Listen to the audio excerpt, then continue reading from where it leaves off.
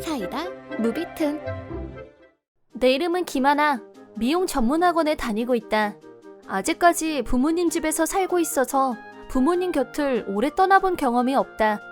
독립하고 싶은 마음도 있지만 곧 있으면 학원을 졸업하기 때문에 요즘은 취할만으로도 하루가 어떻게 지나가는지 모를 지경이다.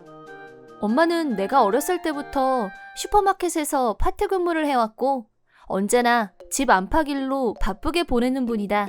전형적인 가부장형 남편인 아빠의 기분을 상하게 하지 않으려고 엄마는 절대 집안일을 소홀히 하지 않았다. 하지만 아빠는 언제나 위압적이었고 회사 일이 늦게 끝나서 피곤하면 집에 와서 엄마한테 화풀이를 하는 걸로 스트레스를 푸는 사람이었다.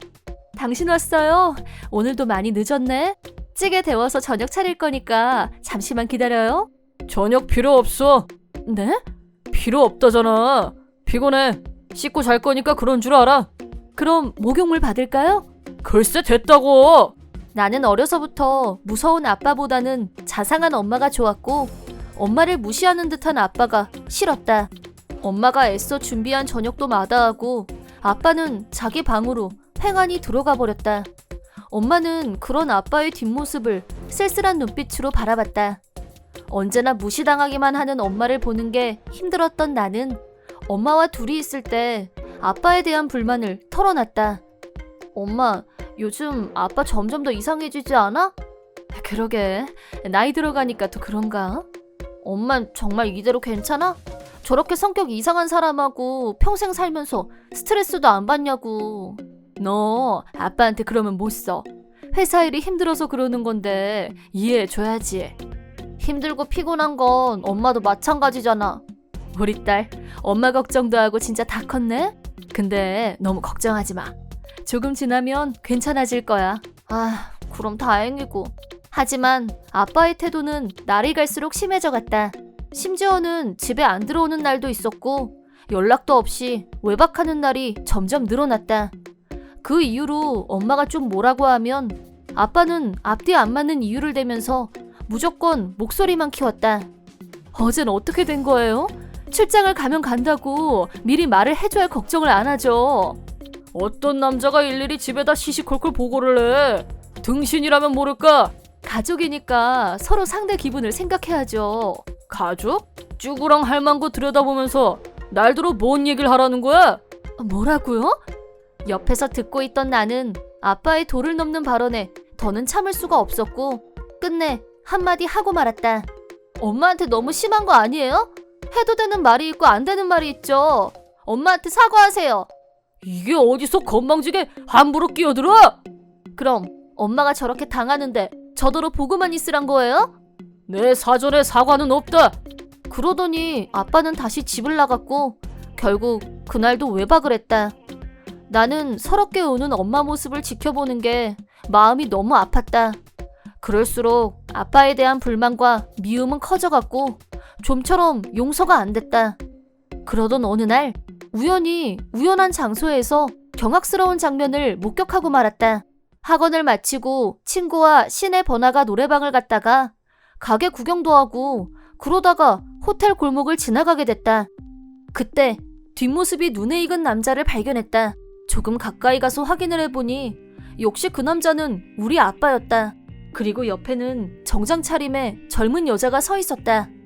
나는 서둘러 핸드폰을 꺼내서 두 사람의 얼굴이 잘 보이게 증거 사진을 찍었다. 빛의 속도로 집으로 갔고 엄마한테 바로 사진을 보여주려고 했지만 열심히 아빠를 위해 저녁을 짓고 있는 엄마를 보는 순간 이걸 보고 충격을 받을 엄마를 생각하니 과연 이게 옳을까 망설이게 됐다. 결국 아빠의 불륜을 폭로하지 못한 채 며칠이 지났다. 주말이지만 어차피 아빠는 오늘도 나가서 집에 안 들어올 거라고 생각했었는데 웬일로 아침부터 종일 집에서 꼼짝도 안 하고 있어서 기분이 이상했다. 주말에 쉬는 사람과 반대로 엄마는 주말이면 슈퍼일이 바빠서 녹초가 돼서 돌아오기 때문에 나는 엄마의 노고를 위로해주고 싶었고 맛있는 케이크를 사와야겠다고 생각했다.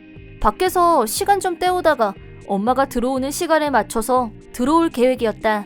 하지만 케이크 전문점이 오늘따라 사람이 어찌나 많던지 생각했던 것보다 훨씬 늦게 집에 도착했다. 서둘러 집에 도착하자 엄마 자전거가 집 앞에 파킹되어 있었다. 역시 내가 엄마보다 늦었네. 그런데 집 안으로 들어가자 너무 조용했고 아무도 보이지 않았다. 현관에 신발도 있던데 둘이 어디 간 거야? 왜 이렇게 조용해? 엄마! 이상하다 하고 있는데 갑자기 욕실 쪽에서 엄마의 비명소리가 들려왔다. 왜 그래요? 그만 살려줘요! 사람 살려! 엄마! 서둘러 욕실로 달려갔고 아빠가 엄마를 욕조에 빠뜨리려고 하는 게 보였다. 지금 뭐 하는 거야? 너 언제 집에 왔어? 하나야, 엄마 좀 살려줘. 욕조에서 반신욕을 하고 있는데 아빠가 엄마 머리를 강제로 욕조에 담그려고 자꾸. 엄마는 강제로 욕조에 머리를 처박혀서 숨도 제대로 못 쉬고 있었다. 나가 당장! 엄마한테서 떨어지라고! 나는 버티고 서 있는 아빠를 밖으로 있는 힘껏 밀어내고 엄마한테 달려갔다. 엄마, 숨 쉴 수 있겠어? 고마워, 하나야. 너 아니었으면 엄마... 오늘 일 아무한테도 말하지 마. 만약 니들이 경찰에 신고하면 어떻게 되는지 알지? 신고해서 내가 잡혀가면 누가 돈 벌고 어떻게 먹고 살 거야? 니들 능력으론 어림도 없으니까 허튼 생각하지 마. 인간도 아니야. 방금 전 일어났던 일을 생각하니 분노와 공포가 동시에 몰려왔고 동상처럼 그 자리에 얼어붙어 버렸다. 그때 누가 현관문을 여는 소리가 들려왔다. 그리고 잠시 후 몇 명의 경찰들이 집 안으로 들어온 걸 알았다. 우리 집 밖을 지나가던 경찰관이 엄마의 비명소리를 듣고 혹시나 하고 집 안으로 들어온 거였다. 괜찮으십니까? 무슨 일이시죠? 우선 얼른 엄마한테 옷을 가져다 줬고 용기를 내서 경찰에게 사실을 말하려고 했는데 아빠가 날카로운 눈으로 날 노려보는 게 느껴졌다. 아무 일도 아닙니다. 아내가 욕실에서 잠이 들어서 익사할 뻔한 걸 제가 구하는 중이었어요. 이번엔 경찰이 엄마한테 질문을 했고 그때 아빠가 엄마한테 작은 소리로 대답 잘하자 라고 말했다. 그러자 엄마는 살짝 고개를 끄덕이더니 급 반전 있는 대답을 했다. 방금 이 남자가 저를 욕조에 빠뜨리려고 했어요. 강제로 물속에 쳐박고 숨도 못 쉬게 했다고요. 저 사람 살인 미수예요. 빨리 잡아가세요. 이 여자가 미쳤나? 무슨 소리라는 거야? 네, 맞아요. 제가 증인이에요. 아빠가 엄마 머리를 욕조에 놓고 못 나오게 하는 걸 저도 똑똑히 봤어요. 아닙니다. 모녀가 짜고 저를 모함하는 겁니다. 나를 함정에 빠뜨리려고 작당한 모양인데 정의가 살아있는 한 그렇게는 안 돼. 일단 경찰서까지 같이 좀 가시죠. 이거 너 인연 감히 날 배신해? 아빠는 악을 쓰며 소리를 지르고 난동을 부리기 시작했고 그런 아빠를 제지하려는 경찰관까지 밀쳐냈다. 그러고 나서 나와 엄마를 향해 달려들려고 했지만 이번엔 경찰관이 아빠를 꽉 붙들었다. 난 잘못이 없어. 다 저 두 모녀가 꾸민 짓이라고. 억울하다고. 할 말이 있으면 경찰에 가서 하세요. 아빠는 경찰차에 타지 않으려고 막무가내로 저항했지만 결국엔 경찰서에 끌려갔고 막상 조사를 시작하자 순순히 자백을 했다고 한다. 범행 동기는 불륜 상대와 같이 있고 싶어서였다고.